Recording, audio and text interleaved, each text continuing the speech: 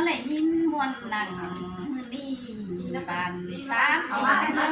แต่ดอกสมใจมาเลยเสื่องหนังเพื่อนเอ่ยไอเดียบเสียนนี่ก็มีเราแก้หอมเมยไทยแต่ดอกเมยแห้งเจ้าพี่น้องบ้านนักโลจำเลยนะจำใจ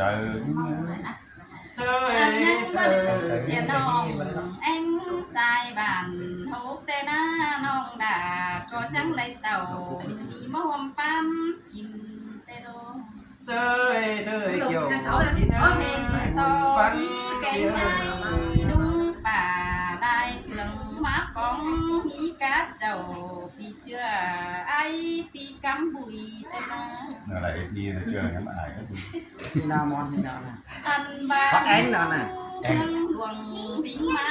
ลำเพี้ยนอันจะมีจูก็ได้นะนี่เขาก็ได้มวนถามไม่อันผัดจิ้มไปเปล่าต้องมีชักโก้อ่านมีจูเลยจริงไม่เมียตัวใส่แน่นเนื้อลาขึ้นเน่สายแน่นขึ้นเน่เขาก็จังได้ดอน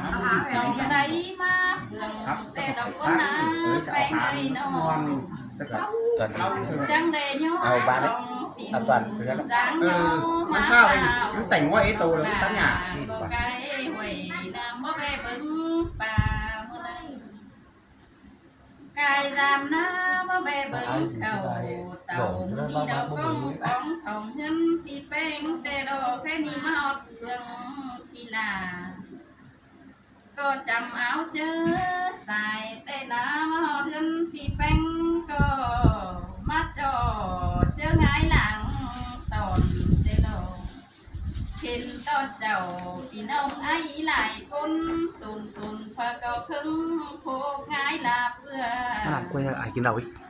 อันบ้านเราจอยเครื่องขายเจ๊หอมเกินเดปีดาดินาสายเสื่อมหา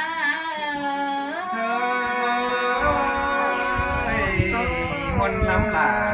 มนลายขึ้นเน่เกี่ยวไหมงอกช่วยปั่นตังเงินปุ่งเป็นนางจำมันปวดหัวเสื่อมจุกกันตาเจ้ากันมาลุงแกงป่าอาน้องส่งจุกกันถึงแต่ดอกเห็นต่อปึ้งอีไอใส่เปิดก็จังจ่าข้าไปได้ถอยยังก็ลาวันน้องเมาก็กินแก่แต่ดอน้องแป้งกินไปเรียนเมาเสียพี่น้องน้องลาก็บ่จริงไหลเจอเจ้าเจนเม็ดเสียใบเกินเดสายเจอหิงเอ้ยก้อนยืนหนังไอ้กระโดดจ่าขึ้นเน่ดังนัดจ่าป้าไปขอขู่ขึ้นที่น้องหาคือสายเดียใครนี่ยิ้มมวนแต่คนถอยเจ้าร้องจ่าเป็นปีที่โอซื้อโดนไว้ตอบเอาความกันดีเปียคือใส่เสื้อเจ้าร้องจ่าตาใครนี่อันเดอร์บ่มวนบ่แม่นเจอรุ่งแกงป่าน้องก้อยเด็ดเจอสาวเด้อใครนี่น่าละวันนึงใส่แป้งเจอเมาเดาแต่น้องแป้งก็ยังดึงเสียความรักเสียดอกกัดน้องบันตัดตั้งไก่สังโนจอรักเสยแกงน้อง